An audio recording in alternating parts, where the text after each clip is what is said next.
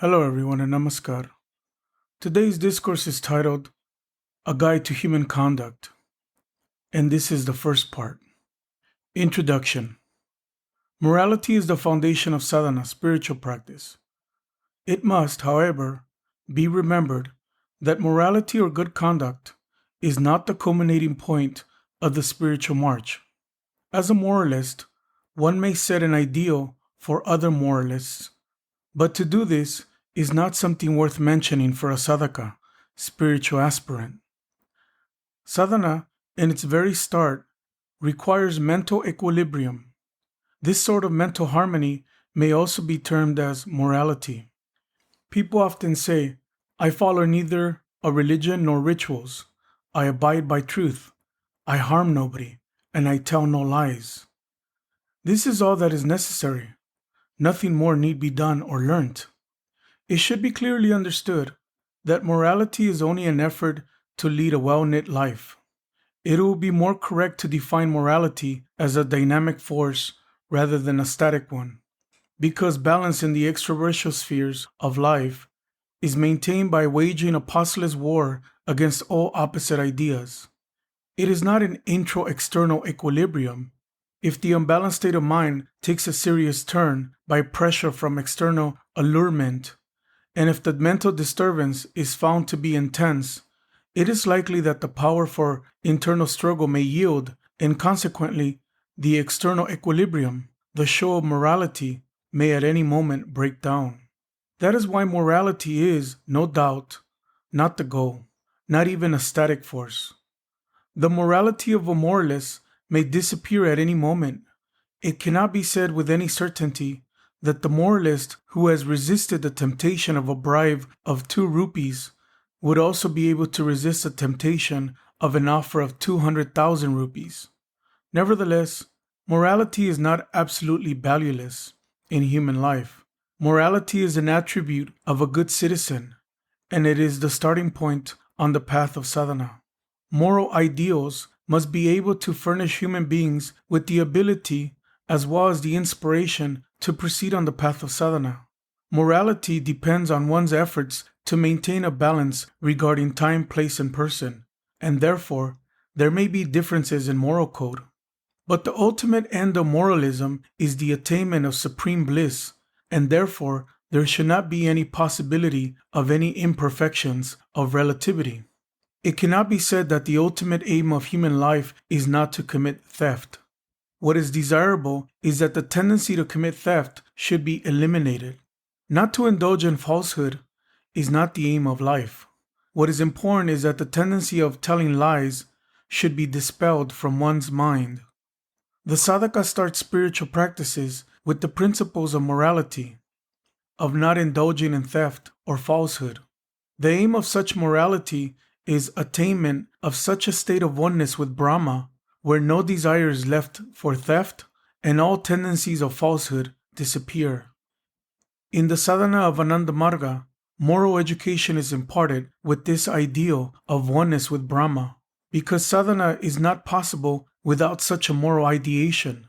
Sadhana devoid of morality will divert people again towards material enjoyments, and at any moment they may use their mental power, acquired with much hardship, to quench their thirst for meager physical objects.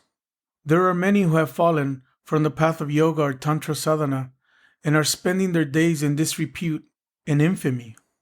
Whatever little progress they achieved through forcible control of their instincts was lost in a moment's error in pursuit of mundane pleasures. It must, therefore, be emphasized that even before beginning sadhana, one must follow moral principles strictly. Those who do not follow these principles should not follow the path of sadhana. Otherwise, they will bring about their own harm and that of others. Acharyas must have noticed that people of over-selfish nature fear Ananda Marga itself for fear of following its strict moral principles. They are concerned that the spread of Ananda Marga may inconvenience the fulfillment of their mean, selfish desires, and therefore they malign the Marga in an effort to conceal their own weakness and dishonesty. But remember that those who are lacking in moral spirit do not deserve to be called human beings.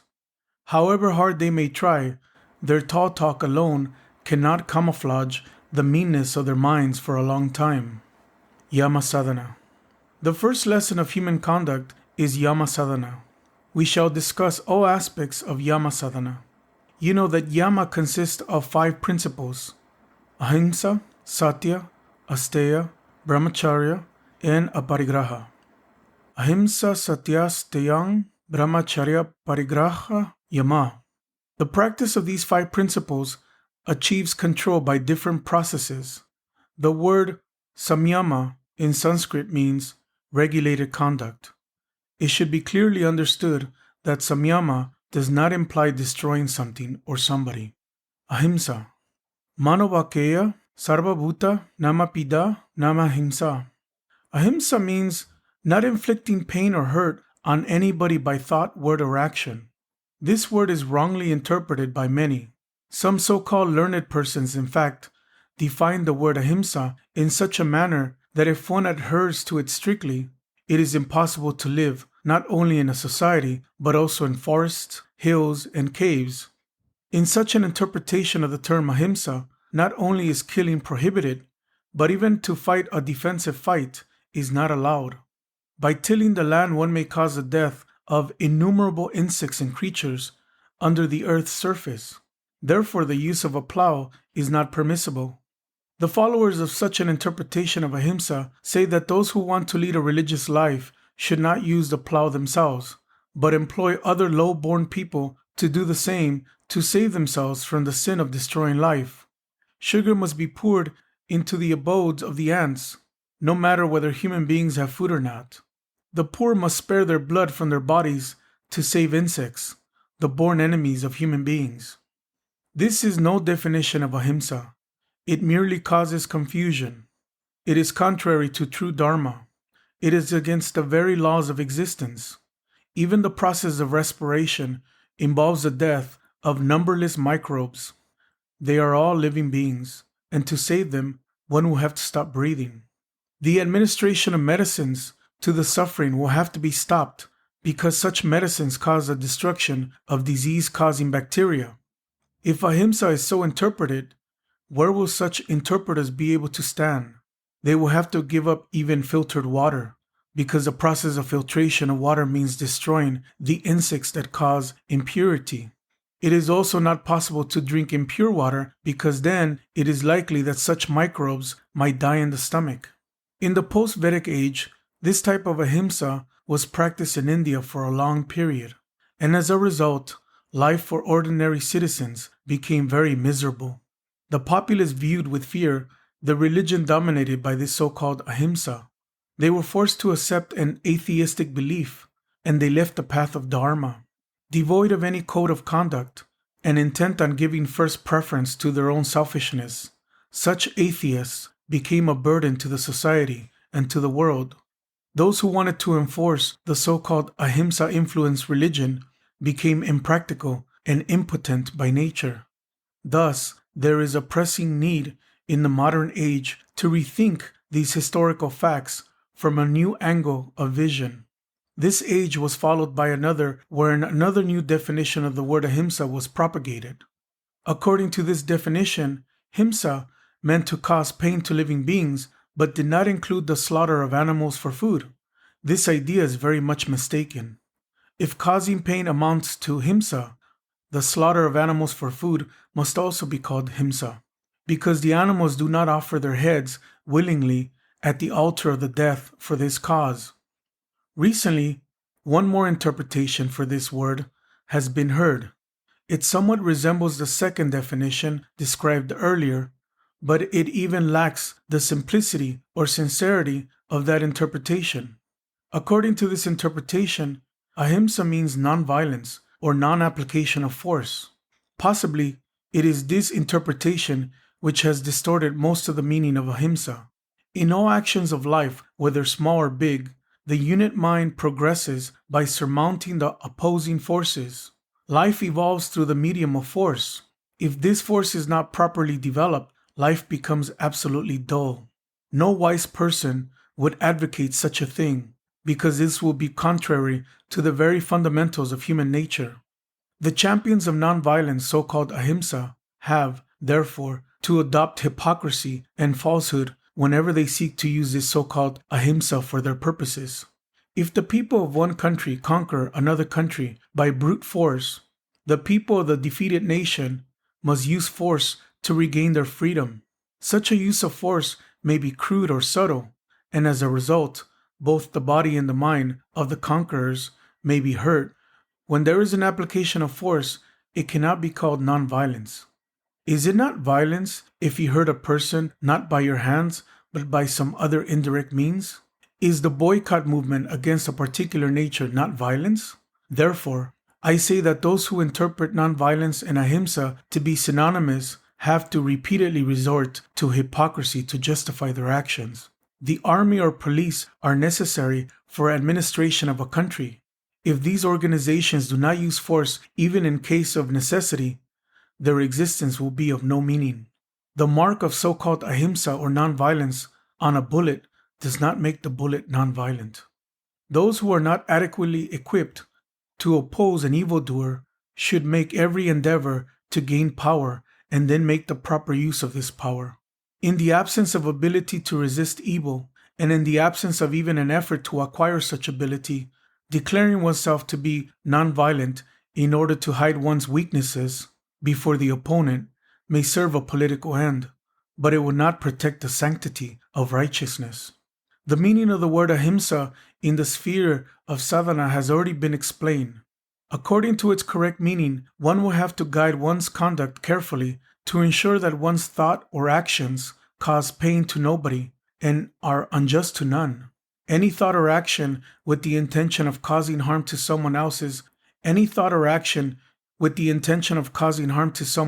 amounts to himsa. The existence of life implies destruction of certain lower forms, no matter whether his intention of doing harm or not. The process of respiration kills thousands of millions of protoplasmic cells. Whether one knows it or not, in every action, such living cells are dying and being destroyed. The use of prophylactics means destruction of millions of disease-carrying germs. The crop-eating insects, parasites, mosquitoes, bugs, spiders, etc., are also being killed in innumerable ways. This is necessary to maintain one's livelihood. It is not with the intention of causing pain to them. Such acts also, therefore, cannot be classed as himsa. They are to be done for self-defense.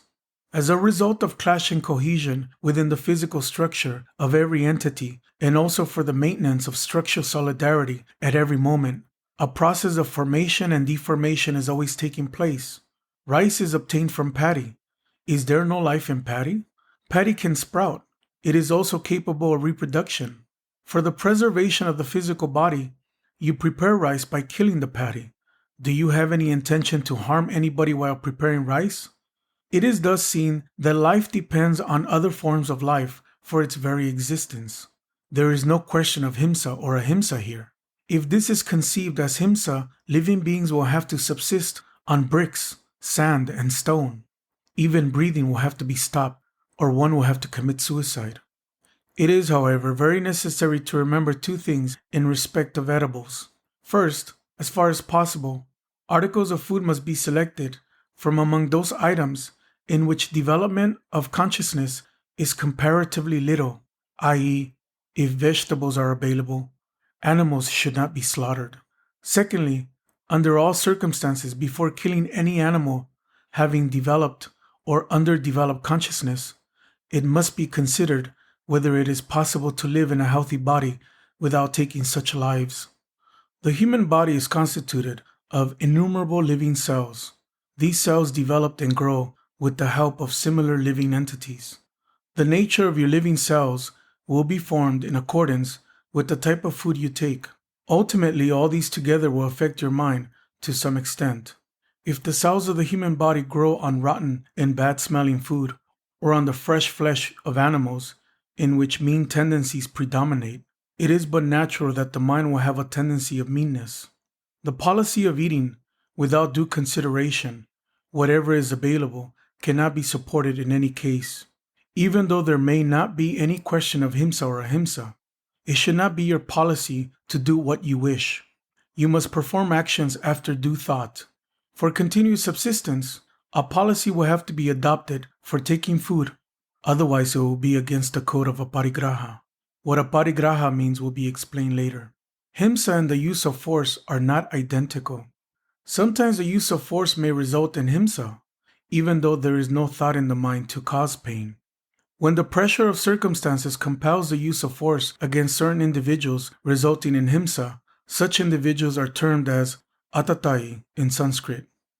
Chetra Dharapahari Cha Shastradhari Dhanapaha Agni Daga Radash Cheva Shadate Hyata Tayina.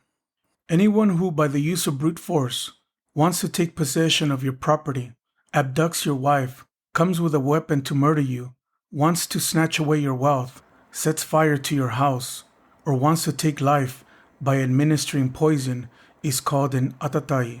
If any person or a nation wants to occupy all or part of another country, the use of physical force against such invading forces is not against the principle of ahimsa. Rather, by a wrong interpretation of the term ahimsa, or by interpreting himsa and brute force as identical, common people will have to suffer from loss of wealth, happiness, or other hardships. Sometimes it so happens that people, instead of convincing superstitious people, injure their sentiments by their behavior. A perusal of history shows that the antagonists of idolatry have on many occasions destroyed beautiful temples which were unique examples of architecture. They destroyed the beautiful images which represented the expressions of sculptural art. All these acts are extremely violent because they cause severe pain to the idolaters. And consequently, the idol worshippers adopt an obstinate attitude towards the idols, even though they are fully convinced that idol worship is futile. As a result, not only is the spiritual progress of the idol worshippers hampered, but the progress of the whole human society is retarded. It is worth noting that even if in any country, all the people without exception give up idolatry, the spiritual aspirants who follow the principles of brahmacharya will preserve images carefully in museums out of appreciation for sculpture and aesthetic taste. They will not destroy these beautiful works in any circumstances. Destroying a work of art also results in the destruction of the sense of subtle appreciation, and this is in no way proper. While the mind is still attached to religious or sectarian signs or submits to superstitious rituals, it remains engrossed in crude objects. Any crude method to prevent such sectarian superstitions will cause reactions in the mind, and this will hamper sadhana. The best course, therefore, is to help these persons to expand their minds by means of Brahma Bhavana, cosmic ideation, and only in that case will they be able to give up superstitions easily. The principle of ahimsa, one of the aspects of Brahma sadhana, must have been clearly understood now. Let us now consider whether parents punishing a child amounts to himsa or ahimsa. No, it is not himsa, because there is no intention of causing harm or pain at all. The purpose of such punishment is not to make the child shed tears. The purpose of such action is only correction. Whether it is a thief or a robber, or a gentleman, or a friend, or anybody else, any action with a true spirit of rectification cannot be termed as himsa, no matter how harsh it may seem. It must now be clear that in day-to-day life, it is not at all difficult to follow the path of true ahimsa. Taking meat as food is harmful in hot countries, especially where vegetables are available in abundance. However, under medical advice, as a diet after recovery from illness, or as one of the constituents of medicine, eating meat cannot be called either himsa or greed, because the meat is eaten under those circumstances, only to maintain life. In extremely cold countries, people eat animal flesh, wear animal skins, and burn animal fat under the pressure of necessity. Heroism is revealed in fight against aggressors. Consider the Ramayana, the great epic. It describes Sri Rama waging a war with all his might against Ravana, who abducted his wife. Sri Rama's actions was in no way against the principles of ahimsa, because he did not invade Lanka with any desire to conquer the territory or to cause harm. Consider the Mahabharata. Mahapurusha Sri Krishna had insisted to the Pandavas to take up arms against the Kauravas, because the Kauravas were aggressors, atatai, who had taken possession of the land by force. No one would accuse the very incarnation of love, Shriman Mahaprabhu, one of the great revolutionists in the social and spiritual world, of adopting ways associated with Himsa. But he too pounced like a lion on the tyrant Kasi, judge. If Himsa and use of force were synonymous, Mahaprabhu, the incarnation of mercy, certainly would not have done so. The use of force against an aggressor is valor, and desisting from such use of force is cowardice. But the weak people must assess their strength before indulging in violent conflict with a powerful aggressor. Otherwise, if a fight is started without acquiring proper strength, injustice may temporarily triumph. In history, such an error has been called Rajput folly. The Rajputs always went forward with courage to resist Mughal invasion. No doubt, they fought valiantly, but they faced the enemy without assessing their own strength. They suffered from intrigues and internal dissensions, and hence they always lost battles and died a heroic death. It is therefore necessary to acquire adequate strength before declaring a war against an aggressor. To pardon aggressors before correcting their nature means encouraging injustice. Of course, if you find that the aggressor is bent on destroying you, whether you use force or not, it would be proper to die at least giving a blow to the best of your might, without waiting to assemble the adequate forces. Thank you.